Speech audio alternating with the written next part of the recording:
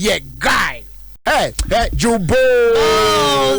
your Bosky, how you doing? Charlie, I'm cool. BBI, fine. Largely. Yes. I told nickname do Chrome. What's the name? Nickname. Mini nickname, dear. Oh, I'm to be. Why not? I'm to girls not to nickname. And you want now, now. Let me get me a bride. Minimum shame. Me could didi. Girls, man. Me could didi or chop baby plus 2 at Chile. What I'm call lunch. Sir. Now, but yeah, this me will home me be a me Diana. Girl be by. Hey, fresh boy Jerry.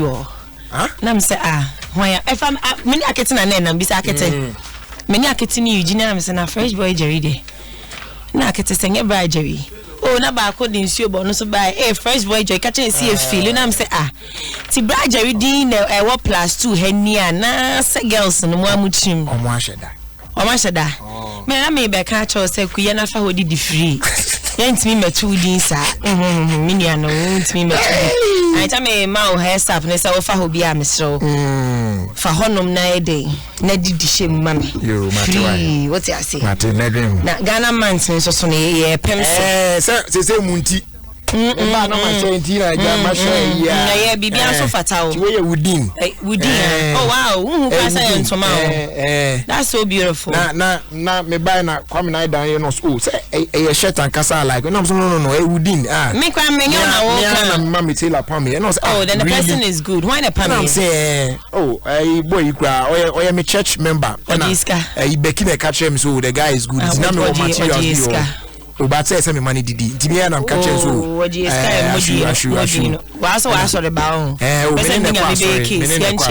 yenchia no friend is saying the dini na refi ne brother like Jerry see the refi obi apama de fefe me refi me say me can okra me refi but the guy number mama some young guy like the number mama oh good me money pempam be mama cool because I don't know come to one shop no come to one house baba John said the minim ni say on boy ya minim say na wo share be yo oza won sanche say wudie ya no say obesusu ama eno be pepe de won sanche house abenne musa fafantom so wa de mfatawa enkohye bi kuranye ma bezai na ba bi aboko de ya me adu bibia eku unim say asem bi koso Germany otoye wo fa Germany me pa try okay mami misa o say well Germany for be 3 na dia asem ya beto mani almost say udru Germany oko Ghana passport officer wo Germany o your passport na person okoje na say bribery bi eni ne ma bi fam no mo lambe bi a o your passport na obefre be so obefra like obi anfa but there's this particular manner of for no their protocol near saying or the wife near day and then last call and there na am rehu because also on the time as soon say I was so renew this but na sometimes ya say on share them anytime person too kwan and about say you need to renew your passport and you be delay near the hard dream but me person me I don't know why that thing and maybe who issue be a buy na only Germany pe most of the countries Emma Moka ho asem wa Moka ebi go buy say e books you the passport no na short na then say baby Moka say baba je aboche ho no your passport e Ghana for say yeah cross say there be say it say ahai American embassy why say yeah Ghana for na yeah omoduma Americans no okay to Ghana for Ghana for yeah adwuma bi okay but you no see to everything say ye be we enti yen so Ghana yeah embassy no e wo mu say obi e wo betimi German national be adwuma but Ghana for do na enso na yeah adwuma ho enti asoma nipa kan say sister Sunday omo de bribe free Ghana de abedru Germany na me say madam me show my evidence nka ho na me hu sani asem but sisi na me bref akwantum say me say me misaw o fa Germany enti oni na o yesa me say no njai na obi man so enye izo bragery o kai video ya otu kwan o ye ya o say amanfo say award then o so do her ro ho nanti yes we do abun na right obi man so enye izo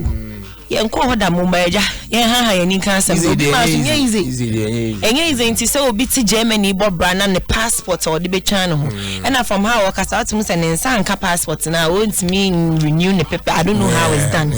but ni Ghana ni kro no de me say embre me evidence ade musuon kana me nsan ka odin ade na ade Ghana for Germany ho no mani nje ho intino obi kwasi is in US oh Evelyn onwa o say is in US too na say omo mafia Ghana for the wa me be one am sorry about I meeting say anka atu kwan kan maya na undercover premium oh come my badge undercover premium me say by pa sometimes sorry pa man ko for where the Germany na so far many cases no etim penifo na yesam a mo ntwa mani hwe yenuanom e wo Germany na yesi ye ku omo ankasa Ghana ni a wo ho no ma wo ya ade a wa tena so idie na say enye fine and Evelyn so through Facebook say see wo US wow yes am ma me san kan udin o say Ghana ha kro mafia na enye say me passport bananze ha de na no ada me passport ba ko me say na me nim me de ade na ko for visa wi o ansa na ma dream ba so say na ka some few weeks bi na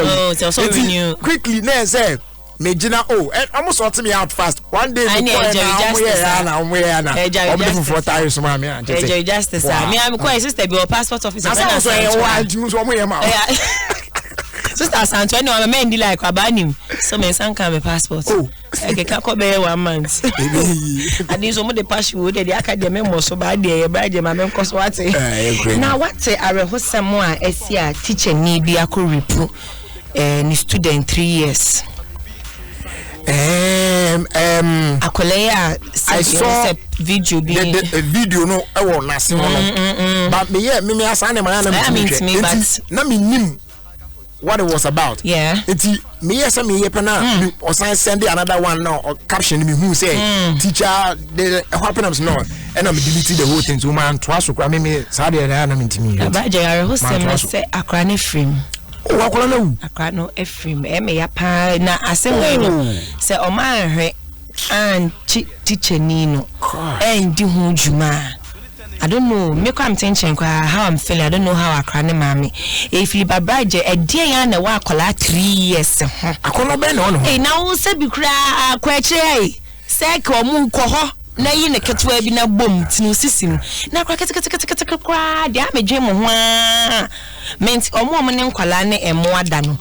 emi se omu ti no afa wom because nya no ampo because what's me ni amwada what's me ni akwala da Germany as make him say serious so Bryce man it's true in Germany here obi say it happens in Spain too when you have to pay huge amounts kusin kromosi Spain here too is problem for passports wow by Jerry next time to come me undercover all right na me Jerry Anas amere we ya na so amere wa ya and it's so sad. I'm so sad to hear say teacher Nino. We never but Jerry do be a be ampese omujai. No mu Google Akon real name wa Google has say na botrom. Akon real name. Minya daddy sir. Utimi name for person. Time now some person dey dey can count you once. Today me we Google. Facebook like obi anya do no Google Akon real name. Ba Jerry ye. Now wa botrom. Na say Akon ni din tintin ni. O de me ko bisa nyom so adum ti go yes Italian so sa ba Jerry ye be nya undercover. We go run now.